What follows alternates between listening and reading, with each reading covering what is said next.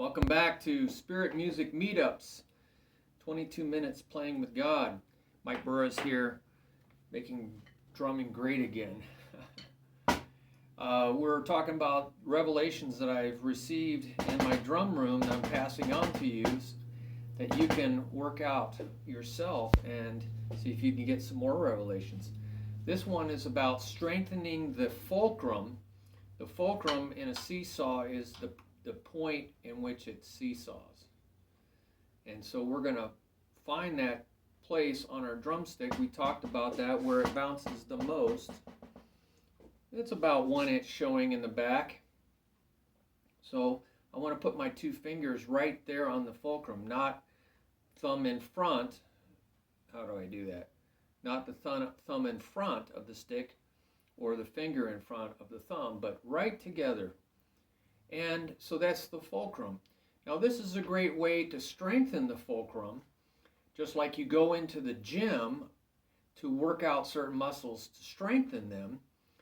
And it's not that you're going to do some function in your sport that just uses those muscles.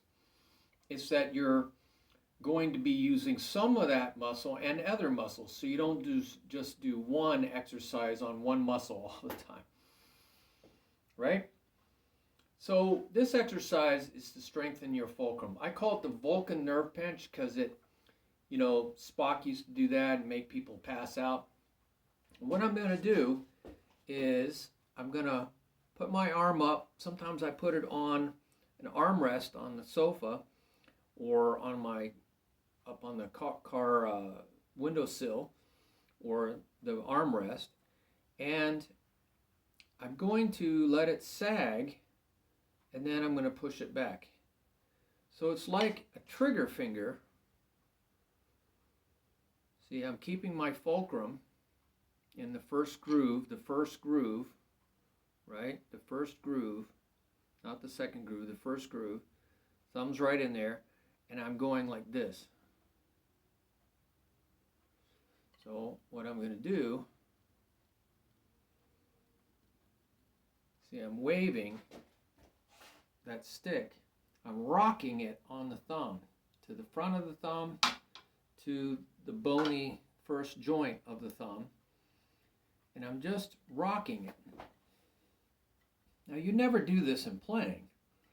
Usually you don't really do much with the fulcrum except hold the stick.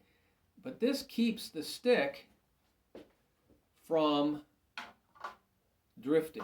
And I see drummers at the end of their stick very easily. They're overextending their wrist. They can hurt their nerves right there. They're certainly not getting a good balance point.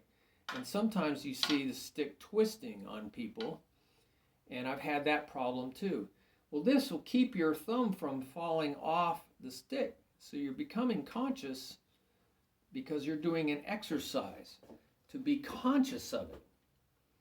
So that when you're playing, in reality, you can be unconscious and it will still be doing its thing in autopilot. That's why we do drills. That's why we do exercise. And we're building muscles. We're not growing the muscles. We're actually pumping blood into the muscles. That was another video about exercise, katargarzeo. I think that's how you say katargarzeo. It's a Greek word meaning to work it out, to flush it out, to build. You're actually building the muscle. You are developing the muscle, but you're actually expanding the muscle with blood. And then you're pumping blood into that. That's why it gets warm. It gets warm. It gets hot when you do this for a while. Okay, try that. It's not easy. It's not easy with your weak hand. Believe me. See, I almost dropped it. So it's definitely not very easy with your weak hand. So I'm just doing this. This is for matched grip. Dude, I used to watch my favorite TV show at the time was Next Generation, Star Trek Next Generation, and I would just do this on the sofa, waving one finger, then add the next finger. I think Berklee College of Music back in Boston, see, I'm just waving this finger and then just that finger, and I would just do the pinky.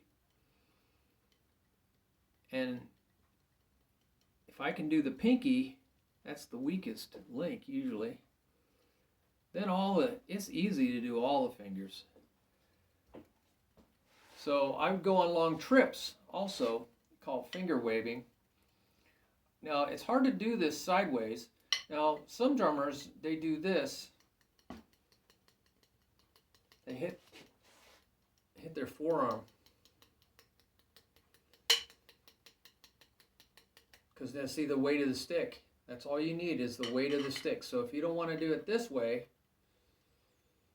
it's a little harder this way because you want that weight of the stick to push the stick up against your fingers, and all you're doing is pushing them down. You can do it upside down, but it hits your forearm.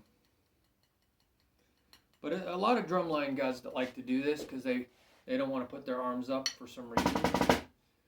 So, you can come up with your own things. Now, for traditional grip, you can do the same thing. It's like chopsticks.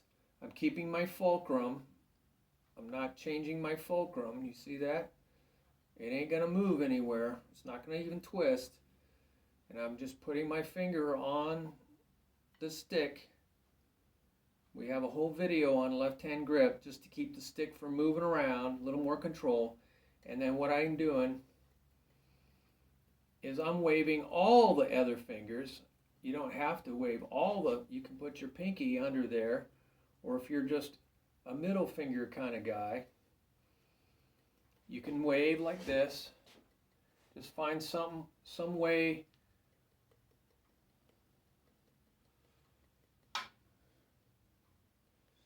you just want to find a way to wave that stick. You're tapping it, right? I'm tapping it on here and these fingers are moving. Now I like to put two fingers on the top because now I have more. But you can even wave with all your fingers, okay? That's that whole waving with all your fingers thing.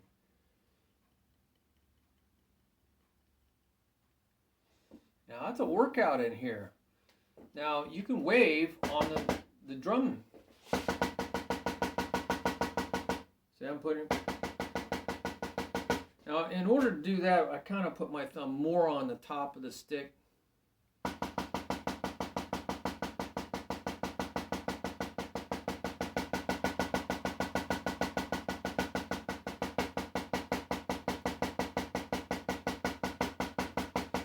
You can figure out how to keep the stick from moving, but you can see I'm waving with my fingertips. And then you can see that I'm waving here.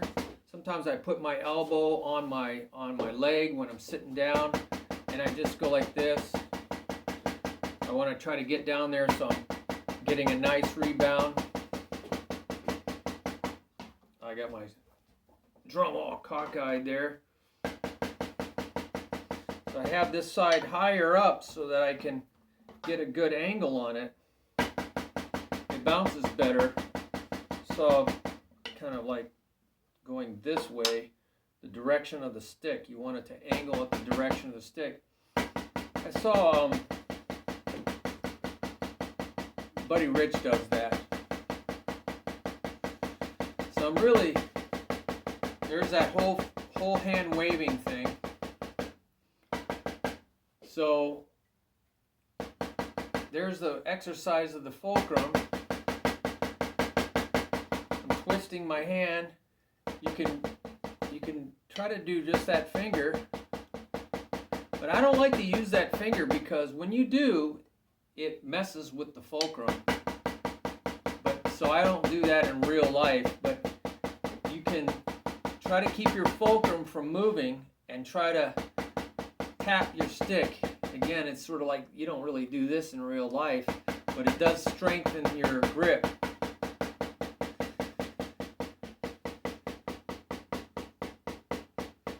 So I'm tapping this stick. awkward sometimes. Maybe sometimes you have to get way down. When you're sitting, it's a lot easier.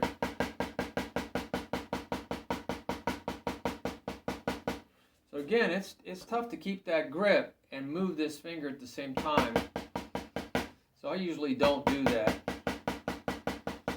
But it does strengthen your grip. Okay? So that's all I wanted to talk about is you can come up with exercises to strengthen your fulcrum. You know, that pinch, the Vulcan nerve pinch. It's a pinch. So you can, I think just holding on for dear life, your grip here, and just taking your fingers all the way off and doing this, that strengthens it. So good luck on that, okay? So ask the Lord and you will get revelation, and then you can use what he shows you and he'll give you more revelation. Use it or lose it. All right, good luck on that. Thank you. Bye-bye.